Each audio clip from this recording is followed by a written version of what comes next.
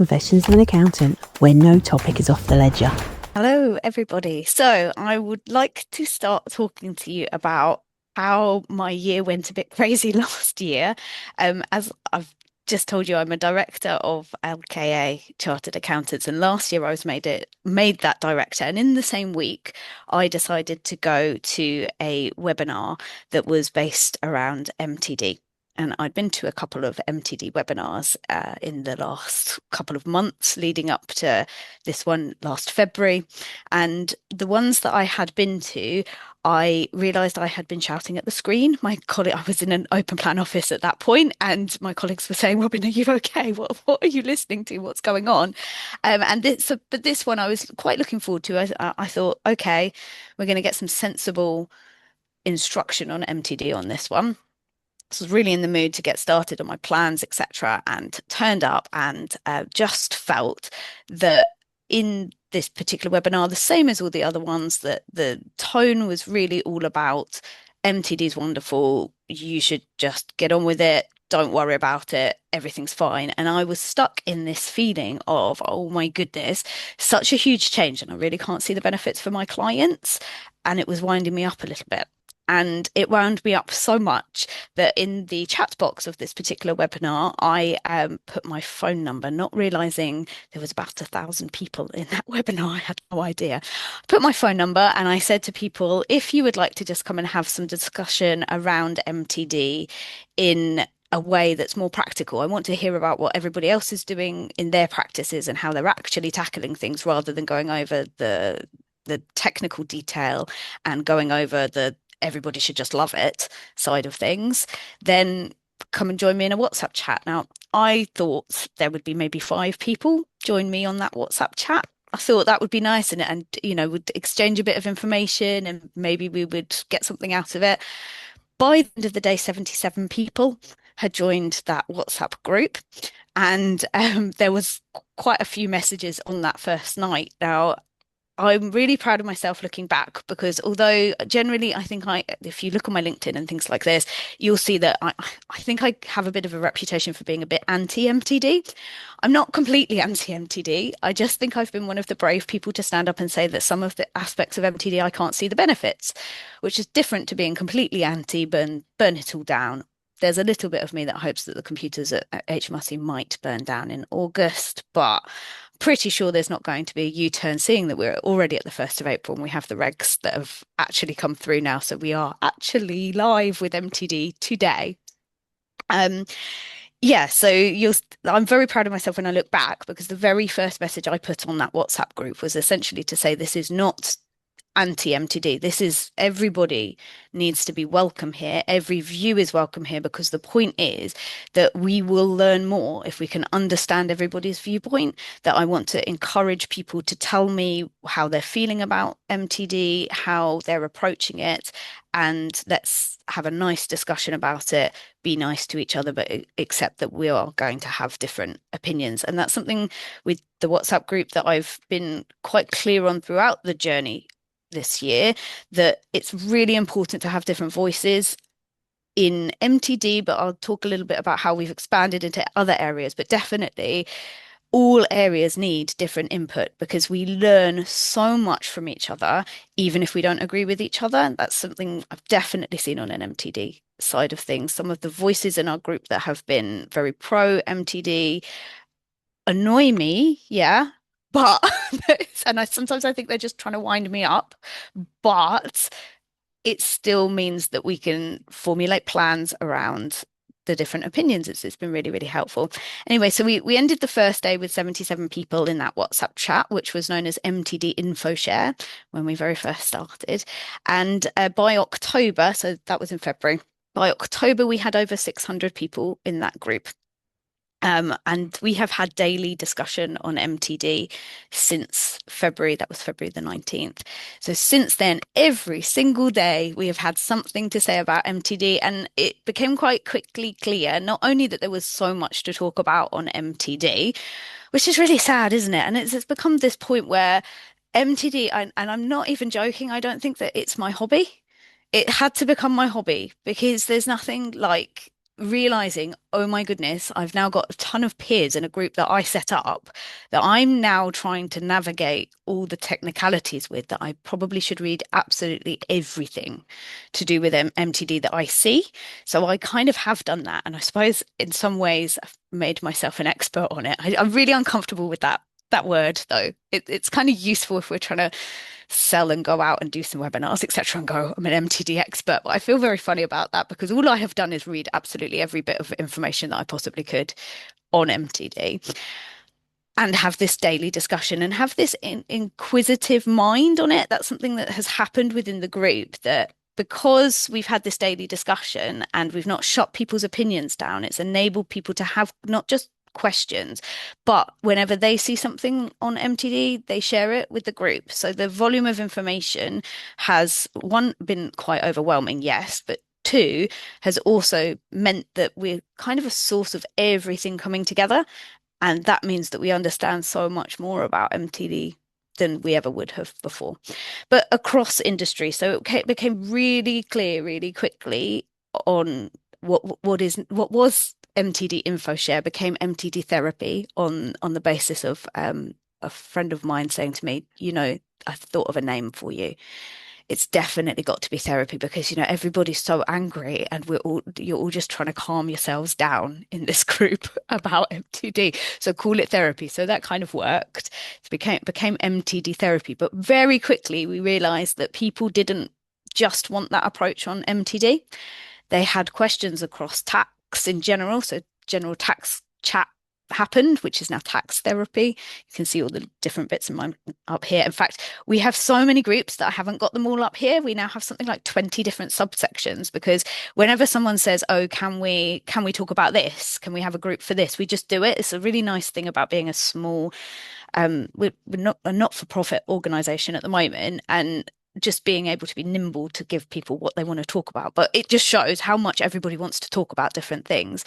The format seems to just be working, that people want this area to be able to say what they think about things, but also to hear other people disagree with them, um, funnily enough, and to have a bit of humor with it.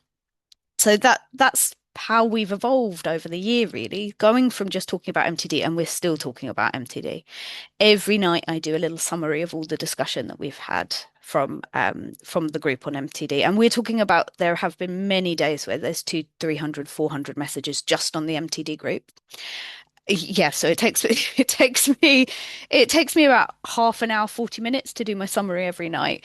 And for a long time, people thought it was AI doing it. It's not. It is literally me in my pajamas sitting in bed with my husband looking at me like, Robyn, what are you doing? Why are you still working?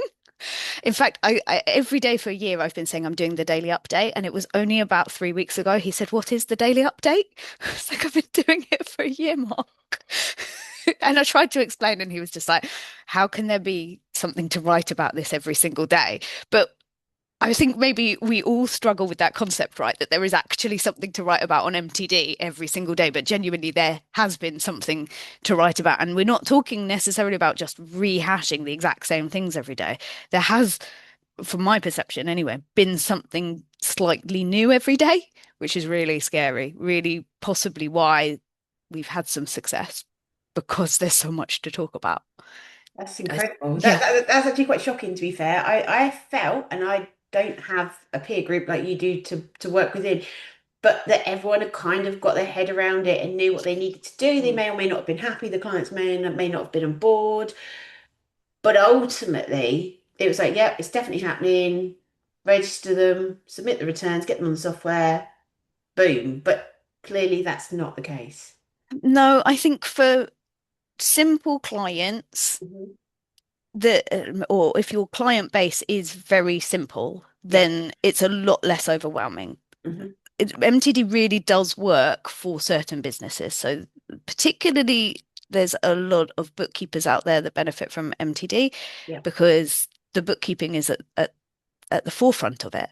So if Mhm. you're already bookkeeping for a client, or if you're looking for more bookkeeping clients and people that will benefit from bookkeeping, then this is not so scary or overwhelming. There's not so much to do if Yeah. somebody's affairs are fairly simple anyway. But there are lots of little quirks in MTD. What happens when someone ceases? What happens when someone has ceased some part of a qualifying source of income, but not all of it? Bits and bobs like this, not just the technical aspects, but the bits that are worrying people tend to be the practical aspects of, okay, I understand the theory of it. Now, how do I practically sort that out at my side and HMRC side? And we've spent a good amount of time talking on the technical detail, and there's a lot to talk about on the technical detail, but we spend probably more time talking about the practical side. So even down to people have enjoyed, I have enjoyed talking through, okay, what does your email out to clients look like? How much information are you going to give to your client? How are you going to tell the client about a soft landing? Or what is your pricing structure? And seeing the different approaches there again has, I hope, helped people to feel one less alone. Hmm. Because that's really the main thrust here is that we're not trying to say to people, this is the way you should do something. If we've learned anything, it's that one size doesn't fit all, that Yeah. it, with MTD, because of the range of clients that you can have, you Hmm. could not just do one software, one email that suits everybody for everybody across practice. Um, that's been the thrust there, that people are worried over how they practically approach it. Hmm. And talking about it has really helped a lot of people. Even things down to letters of engagement. The ICAW's template letter of engagement only went live a few weeks ago. Yeah. So understanding practically what am I supposed to do with that document Yeah. is something that we all need to think about. And it's actually really difficult to just stare at that boring legal document and work out what am I supposed to do with it and what does this bit mean, and Yeah. not have anyone to bounce off of if you don't have anyone to talk to about it. Yeah. Um, and that, yeah, just talking through things, I think has really helped people prepare. I do think that we, as a whole, we're a group that is way ahead in our preparations on MTD. At the moment, everybody's quite bogged down in that 50,000 cohort, that first set coming in now. But realistically, we also now need to be thinking about our 30,000.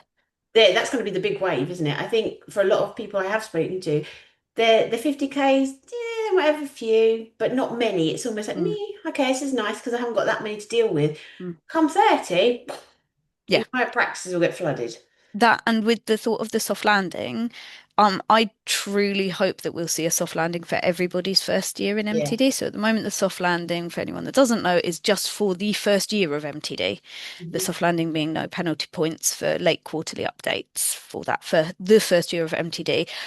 What that means is that when we have the 30,000 people coming in, that we've got two sets of clients going live straight away. We might Yeah. have practice for a year on half of those clients or whatever proportion your 50,000 are. For me, it's actually half. I've got a 50 to 70 coming in this year and about Wow. 50, I think 50 to 70 next year as well.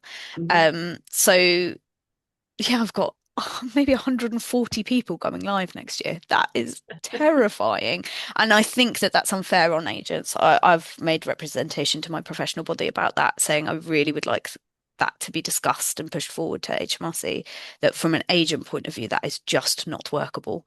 Hmm. And that not only agent, you say about agent preparation, my perception, so I've been chatting to you before that Tom and I, my business partner, Tom and I have been doing lots of MTD events for the Hmm. last 8 weeks. We've done something like 35 MTD events in the last 40 working days, something ridiculous like that. And definitely, even between early February and now, we're seeing the kind of questions that come in on webinars Yeah. getting slightly less simple, getting Yeah. getting more into the nitty gritty. So it feels like agent preparedness is maybe getting a bit better, Hmm. but it's still, in my opinion, it's still not quite where I think we would all want it to be. Hmm. I think there's also the aspect that there's been a lot of people burying their heads in the sand, and now that I think they'll only start waking up around now. Yeah. It's if you're talking about MTD, you're talking about it, aren't you? It's visible, but I think there's an awful lot of people that aren't very visible at the moment in their prep. So So out of interest, when you come across a new query, so because see you've got so many people in your group, and someone's always going to have that, like you say, extra question that's new, complete. Where do you go? Because I know we've spoken before, and you've got somebody who's I believe rather high up in HMRC that on your phone that you can I just do. potentially call. But is that what you do? Because where do you go? So it depends on the question. And this is something really nice about therapy that kind of happened organically, Hmm. was that quite quickly we realized, well, from its inception, we had a few software people in the Yeah, group. So the webinar that I went to was a tax calc webinar. And straight away in our group, we had some tax calc representatives because they yeah, had seen that chat, they were there. And we realized how useful it was to have software representatives in the group because one, they are building yes, MTD. yeah, So they have had to pore over the build side of things to understand the regulations and et cetera, et cetera. So where there's been a question that's software based, hmm, we have software people there that we can hmm, ask. Now, whenever, obviously that didn't happen straight away. We didn't have every software and we don't have every software rep within. yeah, That would be wonderful if we could. But we have there's something like 20 different software MTD softwares represented in th therapy. yeah, And now we're widening out to get reps from different types of software into the mhm, group as well. And so it depends. If there's a software related question, yeah, we tend to tag somebody yeah, that we think might know. And you know what? It's not like embarrassing if they don't know the answer. hmm, They then generally know where to go to find the answer, or they'll yeah. send us a helpful link. And I genuinely don't think we've had a question on MTD that we haven't finally answered somewhere. But then we Wow, that's all, impressive. yeah. I mean, some questions are non-answerable at the moment. So some Yeah, practical questions about what things are going to look like, etc. I'm not going to say we've got every answer to absolutely everything, but generally speaking, we're covering all the questions because we've got this amazing set of collaboration there that these people have been willing to come in and talk about their software build. And that goes from your big software vendors to some of the smaller unknown ones. And actually, from the smaller unknown ones, we've come across some really interesting information about how difficult MTD has been for them to finance and how much yeah, time and money they've put into it. And in some ways, that's really changed. Well, I suppose it's changed my feelings on MTD from, oh my goodness, the MTD software people are just cashing it in. yeah. Nobody cares about the taxpayer. This is just a scam. The, to wow, these people really have remortgaged their houses, had to Whoa. because of the timeline. There have been people that have half built a software and then had to stop because the timeline was too long. So hearing those kind of things, I think it's made me more balanced. Hmm. It's given me a much broader idea of the tax landscape as well and how things work at HMRC, how things work for software developers. Part of that organic growth of the group also extended into, hey, it'll be super useful if we have professional bodies in here. So there were a few members, myself included, that were a little bit angry about how their professional bodies had dealt with MTD, particularly the thought of how come nobody's asked me what Yeah, I think? I literally am the ideal person to ask because I'm a compliance specialist. So yeah, why has nobody come to me and gone, Robyn, what is your view? Would you like to vote about whether or not we go to HMRC and tell them absolutely you must not do this? yeah, And not even that they didn't do that talking to HMRC, and they did, they just didn't communicate it very well. That just the felt feeling that they didn't ask was winding me up. mhm, So as part of that, I reached out to a number of professional bodies to ask them if they'd like a rep in the group. So we currently have representation from the AAT, the ATT, this ICAW. I'm definitely going to forget some. I'm sure we've got ACCA? some more. Not ACCA at the moment, but we do go and do some training for them. I Yeah. have a really nice relationship with them. And the CIOT, we don't have a rep inside, but we have a really good relationship with a lady called Lindsay Scott at the CIOT, who I ping an unearthly amount of emails over to. And I think this has been another thing that's been really cool is to learn a bit more about how professional bodies work and what they want from Mhm. us Yeah. if we want something changed, because I always thought that they didn't really want to hear from me, but actually they're crying out for people to give them concrete examples of when something isn't working so that Okay. they can go to HMRC. So it's part of therapy, we then went into, I don't know if I've got any of that. It's too small. I can't see it from here. So we have different subgroups for members of professional bodies. Yeah. So that so an example for me in my CIOT one was Mhm. I said, I'm going to go to the CIOT and tell them that I want them to represent me on a soft landing for the first year for everybody. Does anyone else want to put their membership number to that? And I Yeah. had a number of people go, yeah, can you put my name to this? And I Yeah. drafted an email and we sent it all together. So hopefully from the professional body point of view, that's Mhm. really useful because they're hearing from more than one member in one Yes. email. Nice and Yeah. efficient. And two, from us, it means that we're trying our best to change the system or at least be heard. Hmm. So that's been really cool. And then you asked me about HMRC though, didn't you? You asked me about Craig.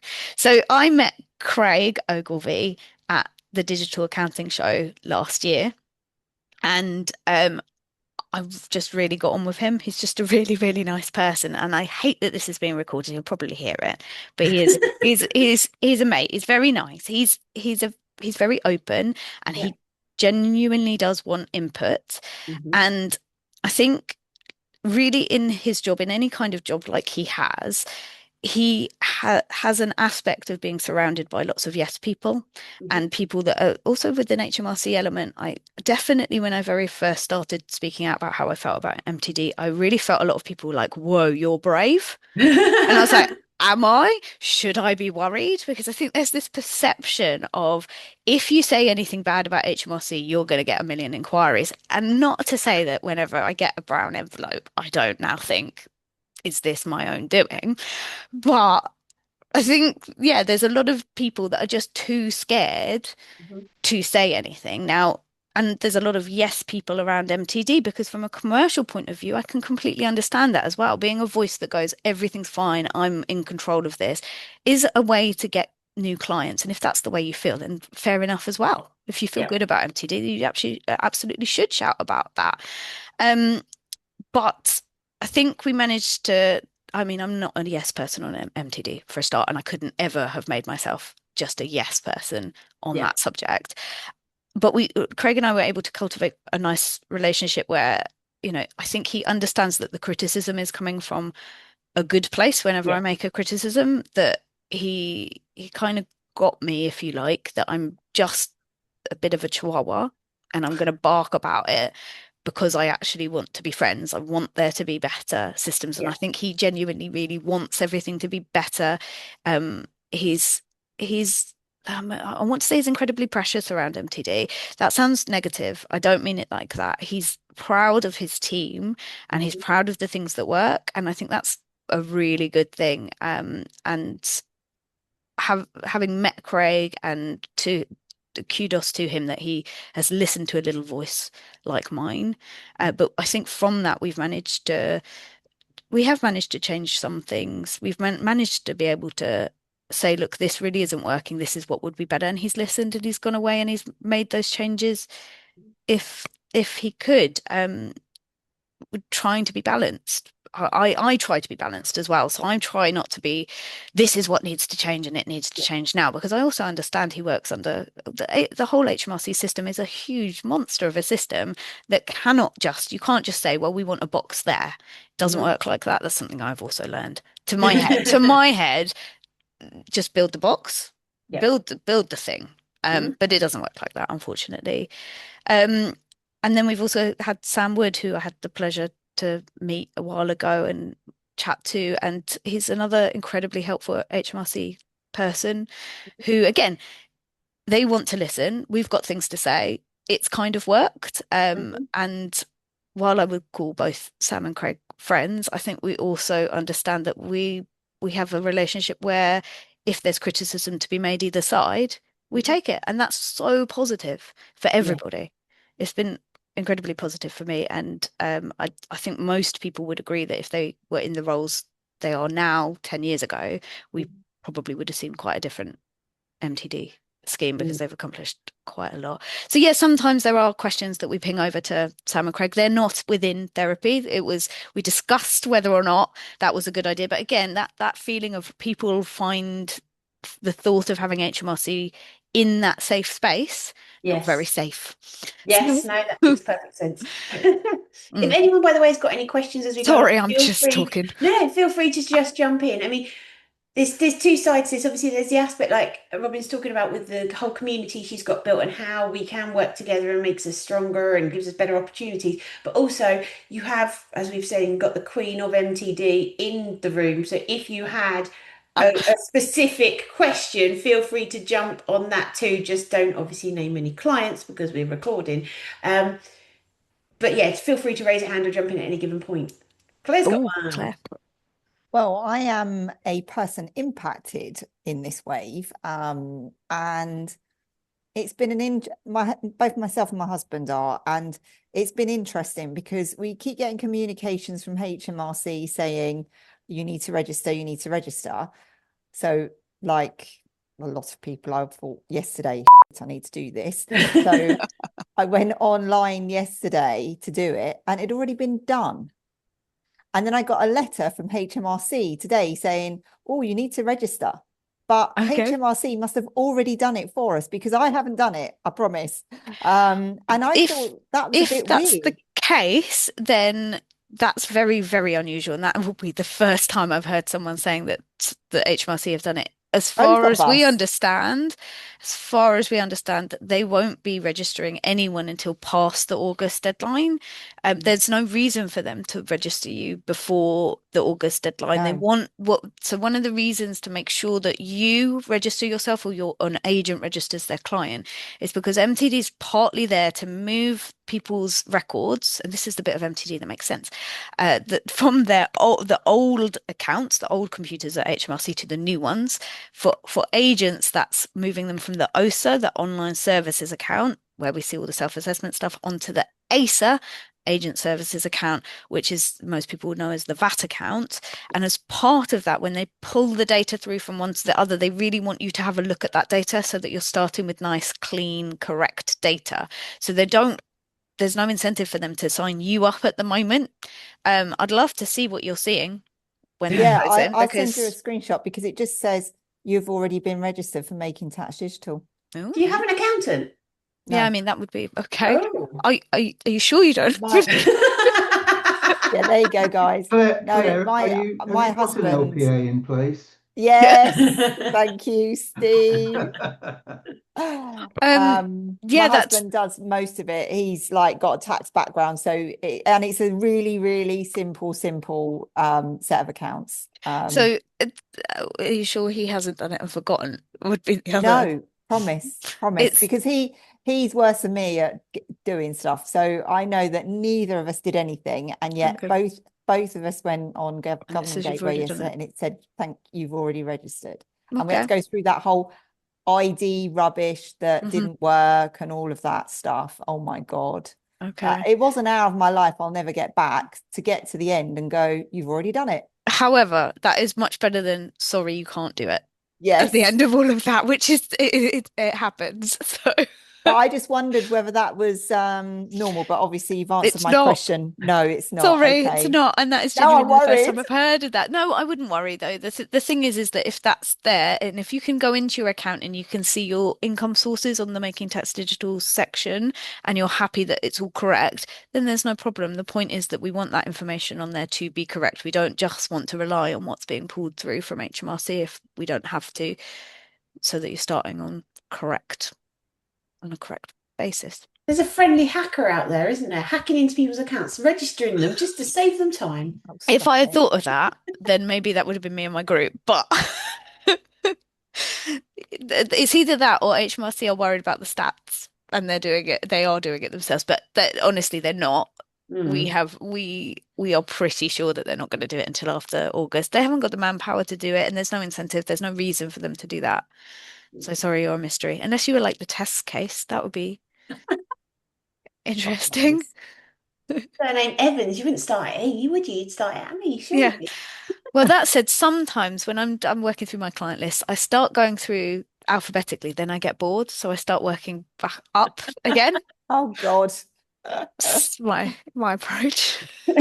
Because So poor people with an M for a surname like me, that they get they always last because I've worked down and up again. But out of interest, has pricing been a massive part of it? Because I have been on a few Mm. webinars myself, and I thought most people were in a rough area of agreement in terms of like, oh, are we going to charge? What are we going to charge? And everything else. Then I went to one of Claire's events last week, and actually the prices they were quoting and things that they were saying were completely way above what I've ever heard before. So I'm assuming this is quite a common thing. You're finding that some people are almost giving it away, and others are charging Mm. a super premium. I think what we found is that there's a bit of a battle to get people to remember that you shouldn't do this for free. Yeah. Because been a lot of messaging and there's an in joke for us of a click of a button Yeah. that this has never been helpful messaging for anybody. That yes, we want to make sure that we don't go, oh my goodness, this is way harder than it is. But a click of a button makes you think that you shouldn't be charging for it. Yeah. Certainly not. And trying to get people to, particularly our niche, I suppose, is a lot of small businesses, sole practitioners who are accountants, bookkeepers, tax advisors, and they often feel very awkward. They're lovely people. Yes. They want to do the best for their clients. We all want to do the best for the clients, but even more so because they have this amazing personal relationship with most of their clients. And they're just going, well, how on earth do I charge them to do this because they can't see the benefits? So Yeah. it's been quite a lot of going over. Remember, you're not just clicking the button. You, from PCRT, so the professional rules in, no, professional conduct in regards to taxation, they make sure that agents have to have some kind of thought that what you're submitting is accurate. You can't just submit any old rubbish. Yeah. That takes time. Mm. And not just that, you're also having to tell your client about making tax digital. You're spending time learning about making tax digital. You're having to set up an engagement letter. That is all time that needs to be factored into pricing. Mhm. Otherwise, you're going to be doing it for free and you're not a charity. So there's been a lot of discussion, and people's pricing is very individual. Mhm. We use the sentence, or I like using the sentence, it's a pain in the peach. Pricing is a pain in the peach because it is a pain. It's something that people really agonize over. And I Yeah. think it's also one of those things where we're not going to know if we're getting it right until we start. That's definitely how I feel in my practice, is that I'm not sure that I've set my fees correctly because I Yeah. haven't done it yet. So I've had to have an open conversation with my clients of, look, this is what I think I'm going to charge. If Yeah. it's loads easier than this, then I will drop those fees. But if it's a lot harder, we're going to have an adult conversation. So yeah, we're seeing people go from £50 a quarter to £250 a quarter. But within that, I mean, that's Mm. a huge Yeah. difference. But within that, you're also talking about a huge range of services that can be Mhm. included in that, because you can literally have somebody that is going to do a 5-second look over the figures just to check nobody's typed £1 million in somewhere.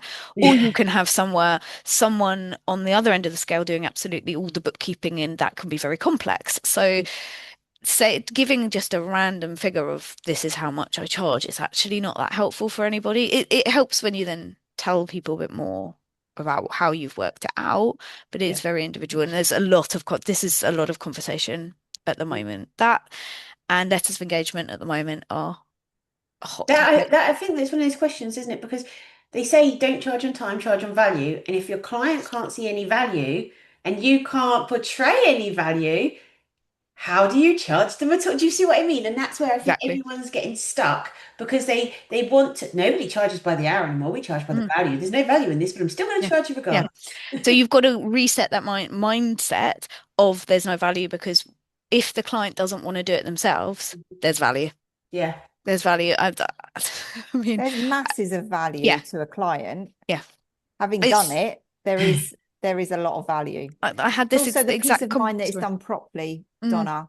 You know, this, that's the most important thing yeah. that you can't put a price on, because everybody worries about HMRC. Well, normal people do, And you we know. never have this conversation when we talk about trades. Like Mhm. this is this is Tom, my business partner's favorite thing to talk about, how you would never question it if a tradesperson comes to you. I had my husband telling me a story yesterday. He's a plumber, and he had to fix someone's toilet yesterday where their toilet brusher got stuck in the toilet. Nice, right? Right? The person was a bit like, "Oh wow, you've charged me a lot for that," and he was astounded because Could you do it yourself? No. So therefore you have to pay for it. And I'm not saying that we are extracting toilet brushes from people's toilets with MTD. Maybe I need to do a LinkedIn post on that line, but Well, it's yeah, if somebody can't do it themselves, yeah, then there is value there. Whether, and then it's a case of you really need to work out whether the value for that aspect is £50, £10, £5, 250, 500, £1,000. I don't care, but you need to work that out for yeah, you and what you feel comfortable with. And there is a moral aspect there as well that you also, I wouldn't ever stand up in front of people and say you have to charge because you have to make profit. That's your prerogative and your yeah, business. You might go, I don't feel comfortable charging. That is also your prerogative, but I would say that's erroneous thinking if you really think you're really not doing anything for people. yeah, absolutely. Hmm. So there you go. So out of interest, what are some of the biggest myths you have busted over Oh, MTD? I mean, you don't have to go through every, because I'm sure there's oh. thousands, but I bet there's some really good ones in there. So the one that I've already told you, the one that winds me up the most is the click of the button. That Yes, is a myth. The other one that is I find quite annoying is it's 5 tax returns a year. That one gets to yes. me. It's not 5 tax returns a year. They're not quarterly updates are not tax returns. But what's more than that is that because you can have different income streams that form your quarterly update, Mhm. you actually can end up with more than 5 submissions a year. Quite easily can end up with Yeah. more than 5 submissions a year. So actually, when we say there's 5 tax returns, we're trying to sensationalize that. It's Mhm. not sensationalized enough. It's it can be much more compliance than Mhm. 5. So that annoys me. Um, the one that's out there, I don't know if this comes under a myth, but seeing lots of companies out there saying that they're MTD ready and they're not is worrying. So we have quite a few software adverts. My algorithm obviously knows that MTD is my hobby, so I get lots of adverts, and I know which ones are HMRC recognized and which ones are not. And there are a fair number of companies out there that will say that they are ready for MTD. They won't Yeah. use HMRC recognized because they're not, but that is, Wow. you've got to be really careful, really, really careful when talking to your clients. And also when a client might come to you saying, I'm using MTD compliant software, because they might not be, it might be VAT compliant, it might be Yeah. self-assessment compliant, but it needs to be MTD income tax compliant. That one's a good one. Myths otherwise. I did a whole series of myth busting on our Did you? socials. Yeah, so every day for a month I recorded myth busting. And if you scan the QR code, you can see. Yeah. I did it Yeah. even when I was in Denmark for a little bit for a holiday, going out in the snow, talking about all the different things I'd heard because I was seeing so much misinformation out there. And Yeah. I guess actually that's another thing that's happened with MTD therapy is that people share when they see the misinformation. Yeah. And we tend to contact the company if we see something that's Okay. really bad, and just say, look, just so you know, what you've put out there is not correct. And we get varying replies It's when we interesting do though, that. because I had a short period where I saw a few software vendors because I think I was at an event, and even the software vendors weren't on the same page of what the obligations were and what you could and couldn't do. I remember one telling me, if you do your quarterly updates in the software, you can't then do the final tax return or Okay, that's a beautiful little myth that is going around at the moment because in reality, you could chop and change your software for the quarterly updates for a start. So you don't yeah. have to use the same software all the way through your Mhm. MTD year. You can use different software for different sources of qualifying income as well. So Yeah. you might have a quarterly update that's made up of self-employment coming from one software and rental income from another and foreign rental from another. Oh, Like that's crikey. absolutely fine, right? But software cannot say that Yeah. you're not allowed to do that because you can. And then the way that that final tax return works, that's a bit that I think people are struggling with a little bit, Mhm. is that the tax return isn't then going to pull off of software, it pulls off of HMRC. So Right. it doesn't matter how those quarterly updates have got to HMRC, you're pulling it from HMRC. So that by default means that you can use whatever software as long as it's MTD compliant or Yeah. recognized is coming from HMRC is fine to use. It doesn't have to be the same. Yeah, Um, there's a lot of misinformation out there. I think some of it is just genuine misinformation and some of it is sales. Blah. yes. Yeah. So in terms of what you just said, that's quite interesting because say, for example, a client comes to you and they were using, say, QuickBooks, and they've maybe them or their accountant have done a couple of submissions, and perhaps you're a zero practice, and you go, well, actually, I would rather you move across here. Theoretically, because each quarterly update isn't in isolation, it's year to date, isn't it? Presumably, when you went to do quarter three, new software would go to HMRC to see what you'd filed up to then, and then add, or you'd have to No, make you sure. would have to, yeah, you would have to make sure that you have that information for the quarter. So yeah, you're not going to see many people chopping and changing their software mid-year, No, no. but the you can do it. You would just have to bring in via a journal or how it will But it's or worthwhile move over. thinking if you do want to move a client, when's their next quarterly update due? Because ideally you want to get it started at the start so you've got Mm, the maximum amount of time to make sure it's all correct and up to date yeah, before the next or one's due. exactly. You don't want to be doing it just before a deadline, I would say. In fact, you probably want to be thinking about that once a year, really, not mid-year, but it is possible mid-year. It's possible. Yeah, I see Steve has sent us a question. Yes, Does he want to ask that question out loud? Yeah, absolutely. I mean, I'm fascinated. I can see absolutely no point whatsoever in MTD, but clearly I'm an outsider, so Oh, I'm sure you can no. enlighten me. If there is, I say this a lot, if there's anything I've learned this year, well, here's another thing that I've learned this year, that you're absolutely not an outsider on that thought. I think a year ago, people felt like outsiders with that thought because the noise was primarily coming from software vendors trying to sell their software, and which is fair, and from very pro MTD people trying to sell their services. What I have learned, and there has been some research into agents' feelings on MTD, and actually it was that more than 50% didn't see the benefits of MTD. So you're not in a They're minority. not benefits. What's the purpose of Well, it? okay, so Why? Why? fine. So there's there I can answer that. Whether I agree with it or not is a different question. But the purpose of it is one, because HMRC think that there's an enormous tax gap from small business and presumably from landlords as well, and that they feel that more regular updates, more regular bookkeeping will solve that. So they feel that people are missing their income.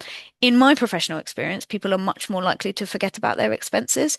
So I don't think that it will we'll see a close of the tax gap. I also think that putting people onto software, and don't forget that we can stay on Excel with bridging software, but that's another myth that you can't use a spreadsheet anymore.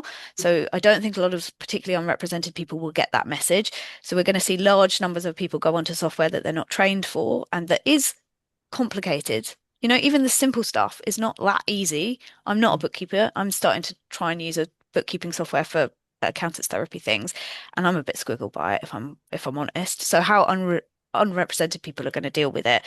I think we might see a close of the tax gap or the opposite when, when people treat their drawings as expenses. I think that possibly will happen. So anyway, you've asked what's the point. They think it's going to close the tax gap. There's also this major issue that they need to get people off of the old computers and onto the new, and this is one of the facilities to do that. And that's it really. That's why it's So, happening. so More regular. rather than deal with the elephant in the room or the elephants in the room, which are two things, cash and the various bitcoins, they're choosing to just increase bureaucracy. Yes, compliance for the sake of compliance is my Mhm. view on it.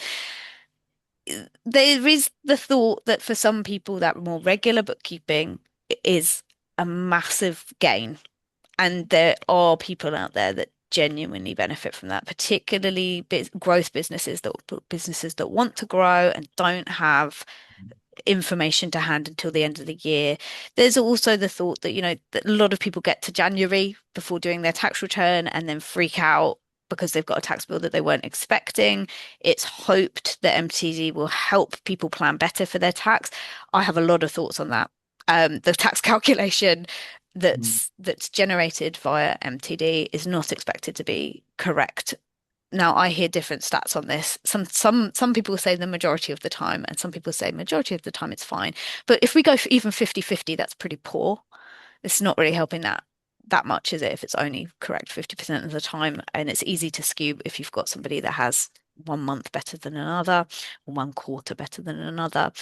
So yeah, no, compliance for the sake of compliance is probably where I fall on MTD. I would have liked to see this rolled out slower. We've already had 10 years, so why not make it a little bit slower and a little better for agents to understand as well as unrepresented? I think quarterly is overdoing it. If we were really needing to see something like we have now, i.e., the system of reporting something and then pinging it back from HMRC, the way that MTD works, then do it biannually. Like, why are we having to do 4? Just seems crazy. But such is, and they really think that it's going to close this tax gap, and I cannot wait for the reports when it doesn't.